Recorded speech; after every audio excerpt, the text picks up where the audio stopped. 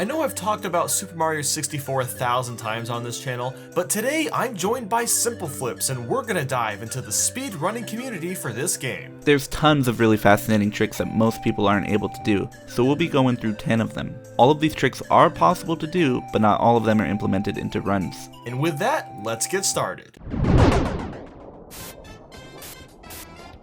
The first strat on our list is one of the first tricks that need to be completed, the bomb clip. The idea behind this one is to get star 6 behind the chain chomp's gate. Normally, you have to ground pound on a pole 4 times to release the chain chomp. When that's done, he'll bounce around and break the metal gates, allowing you to grab the star. However, there's a much faster route. If you grab this bomb close to the metal gate, then jump and throw it immediately after you begin your jump, then you can get in position to grab the bomb when it lands before it blows up. Once grabbed, you'll slide across the ground, and with careful aiming you can push yourself up to the gate. Throwing the bomb will push you through the gate and grant you the star. It's worth mentioning that for beginners getting into speedrunning this box is an alternative way. The same sort of methods are used to enter the gate, but if done right, it's still faster than completing this with a normal route. Jolly Roger Bay, that water stage that sucks playing on but has the best music. There's a really cool trick for completing star 1, Plunder in the Sunken Ship.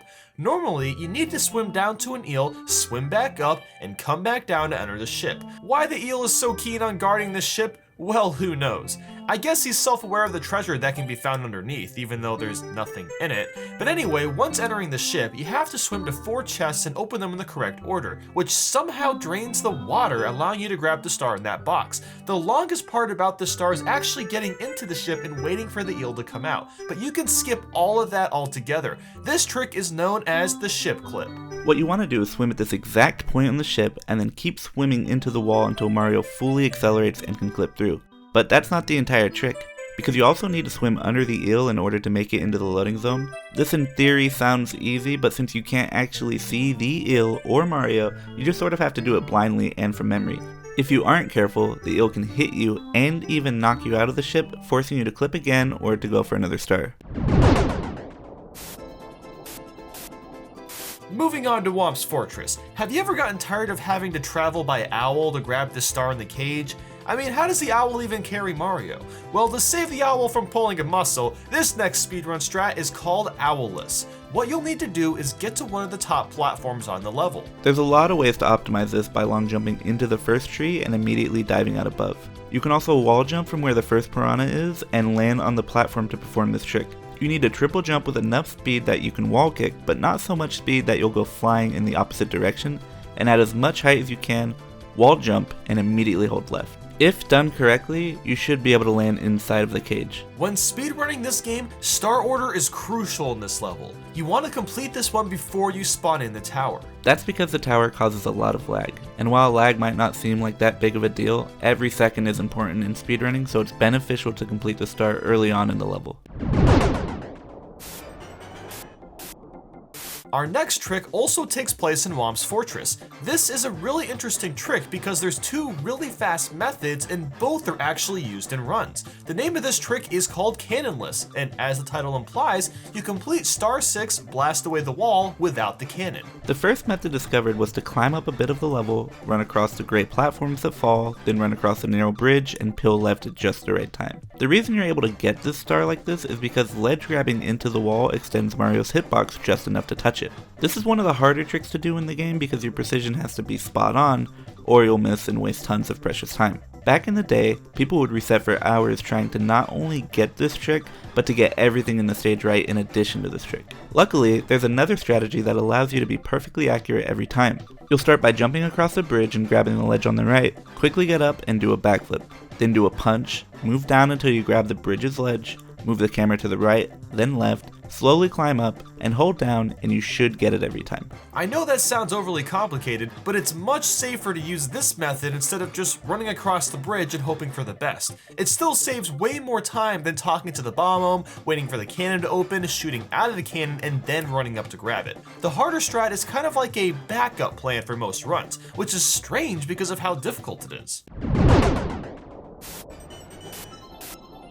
Rainbow Ride, the level that literally everyone hates. It kills runs, it kills your mood, it's just not fun.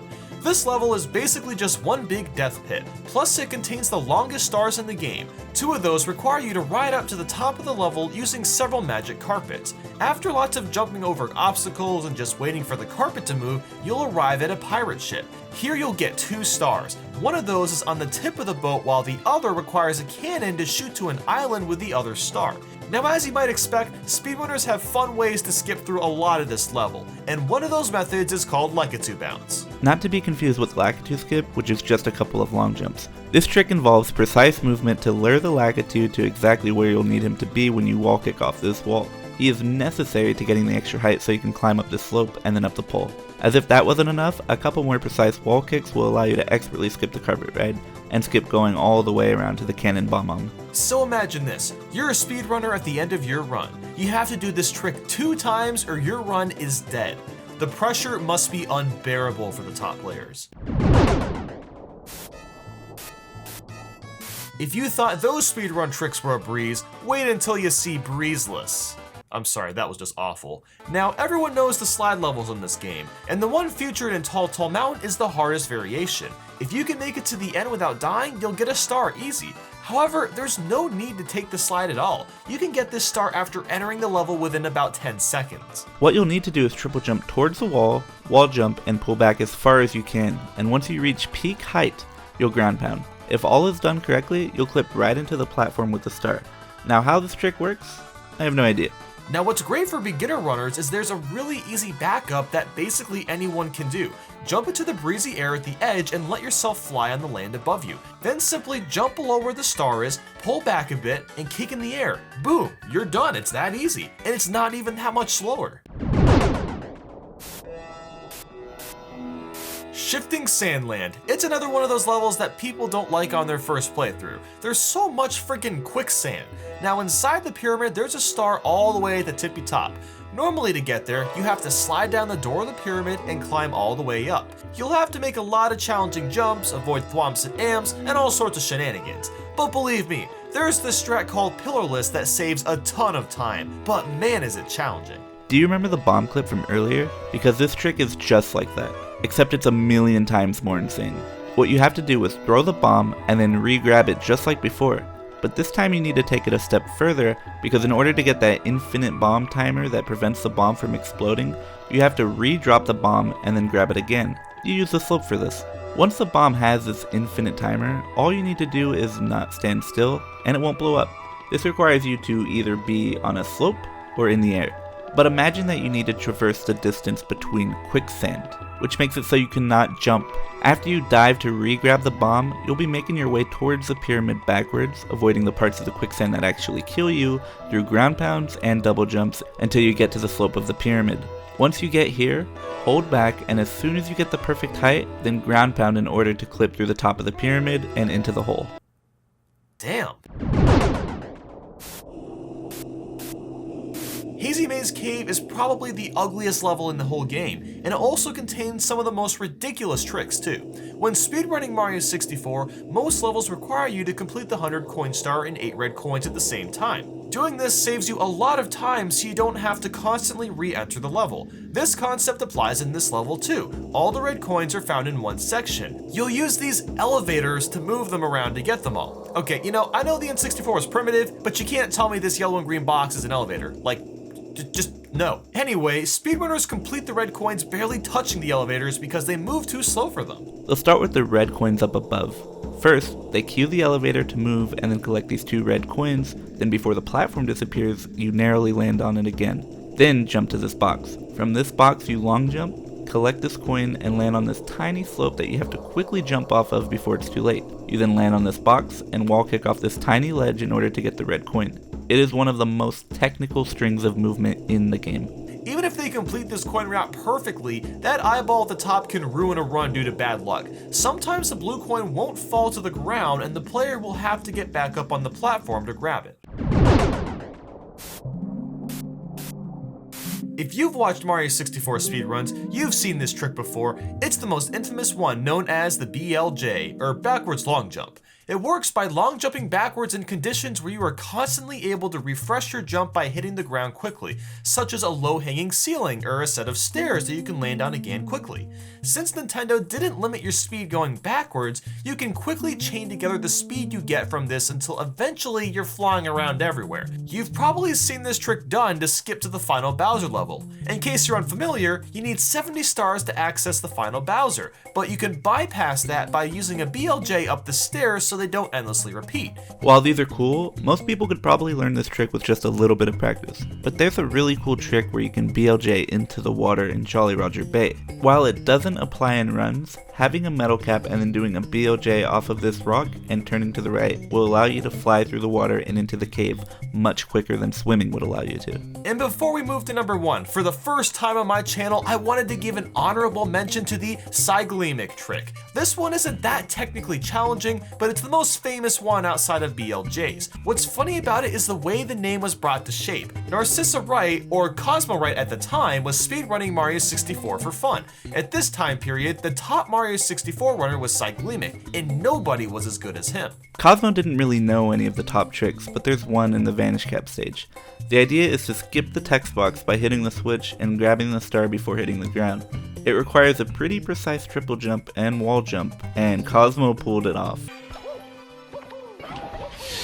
Cyglemic!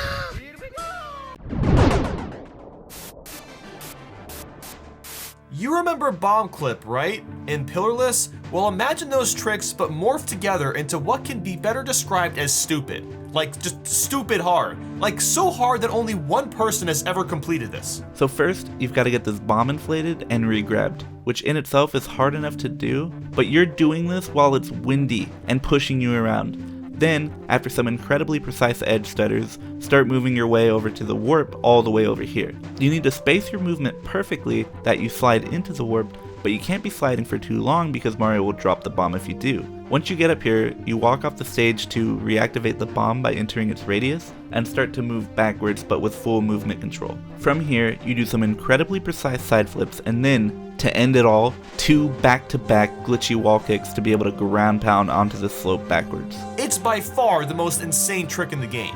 Now, we are definitely stretching the fact that this can be done by humans, but this trick is so cool that we had to include it. So yeah, if you guys enjoyed this top 10, feel free to drop a like and subscribe. Also, go check out SimpleFlips on Twitch and YouTube if you want to see him perform stupidly hard BLJs and SM64 ROM hacks. Leave a comment and let us know what your favorite Mario 64 speedrun trick is and why. Stamp it. Send it home, Nathan.